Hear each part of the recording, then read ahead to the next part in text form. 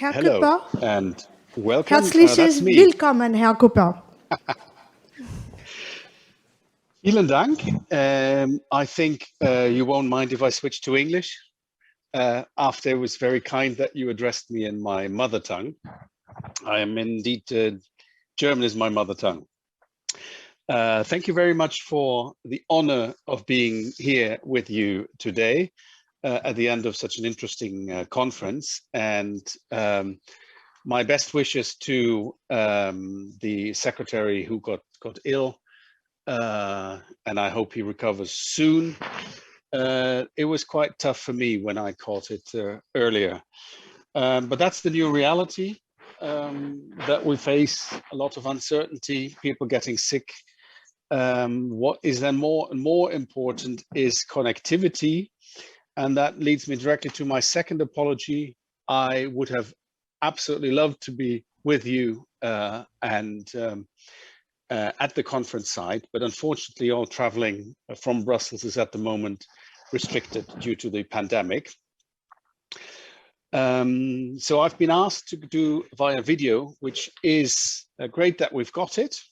It cannot replace anything. It allows us to quickly and in a smarter way interact with each other. But I'm sure we will all look forward to having a beer together or something else nice after this is all over. And I can only support what Philip has said, that we hope this will be this year now, finally. So at the end of such a long day, the EU Atlantic Data Gateway as the subject of this meetup at the ZILS CNES Tech conference. It's not an easy task to, in a way, summarize a bit where we are. And maybe coming from an EU perspective, I would like to put this whole concept of data gateways a bit into the perspective. Ursula von der Leyen has addressed the global gateway strategy for the EU in her State of the Union address in July to the European Parliament. And she calls for connecting our partners worldwide. And our partners are countries that share the same values as we have: democracy and the rule of law.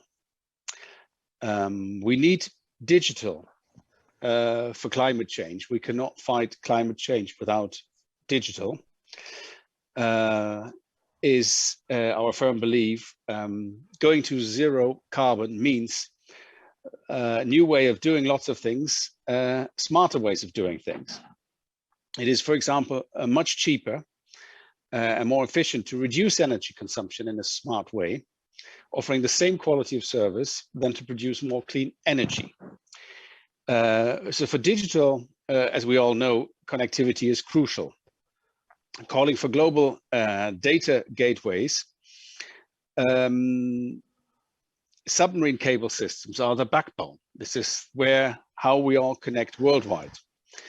It makes no sense to put fiber to the home to households on an island when there is no backbone to the island. And I think Portugal particularly knows what I mean with this, that you have these two sets of islands, Azores and Madeira, which are in a unique geographical position, 1,000 miles off from each other and off the continental Europe, but have to be integrated into networks and be connected with Europe, so that people on the islands have the same chances of participating in the digital single market. There is no technical alternative today for submarine cable systems. These are critical infrastructure. However, we must also be aware that they are vulnerable. Resilience and redundancy is possible only by intermeshing, and by that we mean interconnecting the different networks worldwide. So if there's a failure on one of the system, we always have plenty of other routes to deal with. As an EU a union of partners, we address this common challenge, not individually per member state, but together with a regional approach. And this is where the concept of the EU data gateways comes in. Today, we looked at the Atlantic data gateway, but we must not forget, this is not a Portuguese initiative to connect Azores and Madeira. This is much more. Also, landlocked countries like Austria, Czech Republic, and Slovakia benefit from international connectivity. Portugal's geographical position at one corner of continental Europe is unique. Portugal is the gateway to Africa and also to the Americas, while simultaneously connecting Azores and Madeira. This is a triangle of about 1,000 kilometers on each side. And this is the basis for other similar initiatives addressing exactly the same challenges, but in a different geographical location in the North Sea, in the Baltics, and in the Med.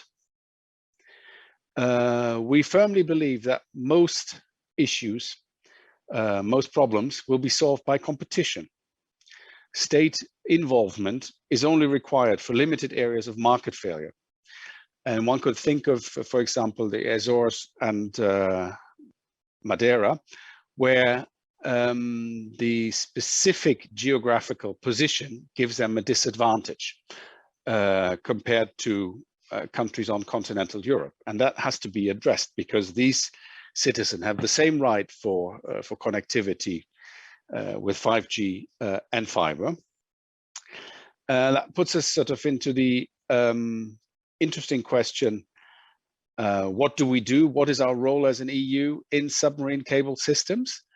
So we have no specific sector regulation today. We only allow intervention like in all industry sectors, and particularly in telecom, when there is an area of market failure. Normal competition rules apply. I would also like to comment on Portugal's approach of a one-stop licensing scheme. I think that is innovative and that is a game changer. As mentioned earlier, we need connectivity. So we need submarine cable systems to address climate change.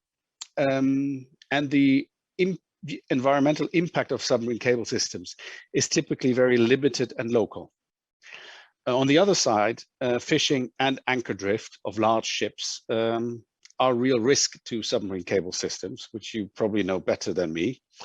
And in that scenario, I would just like to remind us of Malta, that suffered some outages of an anchor drift, and Mauritania also had an issue when the single connectivity they have, I think it's up to today, was interrupted, and then the whole country was basically offline.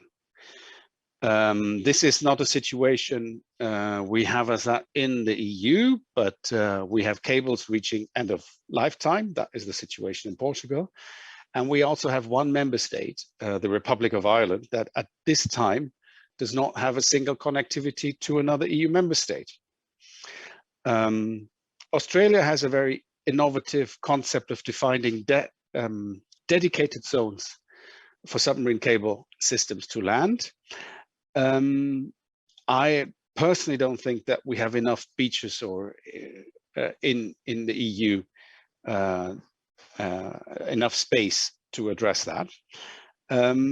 Another point I'd like to make in this concept is that smart cables, like the one being deployed at this moment to CNES, will provide us with valuable data for environment and climate change. So what are we doing at the EU concretely? In the period from this year and next year, we will launch a total of 3 calls for digital global gateways. This is part of our Connecting Europe facility, CEF Digital, which I've announced a couple of times, but we're going to make it possible in a very few days.